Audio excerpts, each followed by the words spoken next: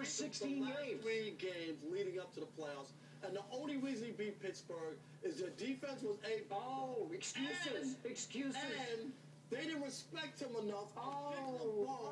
Playing a ridiculous yeah, you defense. could try. You could try. I'm telling you why. You could try. Any other defensive coordinator would have been fired, but Dick LeBeau's a Hall of Famer, and they gave him a pass. Oh, it was terrible. 316 yards passing. But you keep saying, Stephen A. keeps saying, he can't throw. If he couldn't throw, there's no way. I couldn't throw for 316 yards against the Pittsburgh. You ever hear of yak? You know what that means in the NFL, yak? Yards after the catch? Yeah, all right, so you throw a 10 all I know about yak is you just yak all day long about Tim Tebow. Okay, what you don't understand, the real Tim Tebow, remember what happened at halftime of the national championship game against my Oklahoma Sooners? You remember the psycho speech that he gave? Could we see that right now? Get in here!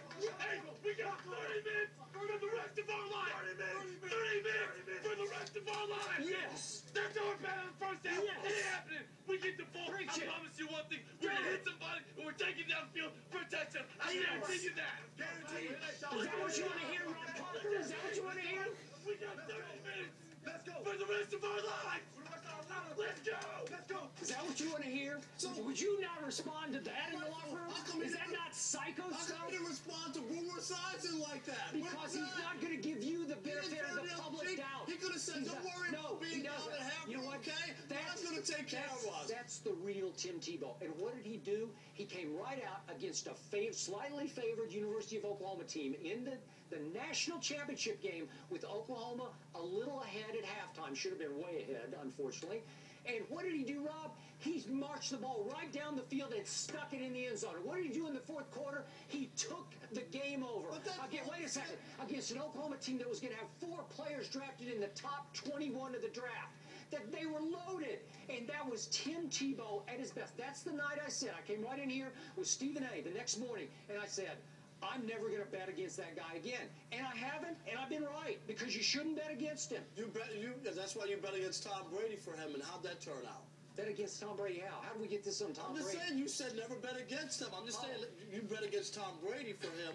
How did that turn out? I did. All I'm saying is, you're going back to college days. He was a great college football player. He's a terrible What happened to Cam Newton in the last 4 games of the year? Cam Newton, all right. You know what happens to young quarterbacks? This was Tebow starting games 13, 14, 15, and 16 of his whole career. So it was his rookie series of games. He was so good last year that nobody won him but Jacksonville and the Jets because Rex Ryan has the same agent as Tim Tebow. That's the only team that won. So that's why they won. That's why they won it. Yeah. Do you think he'll ever start a game for the Jets? No, until he's not starting this year. Oh, yes, he will. The Jets will start out 4-0. He'll never see the field like that. All right, Mr. Parker, Mr. Bayless, well done. We have a dinner on that. We do. We already do. We're moving on to baseball.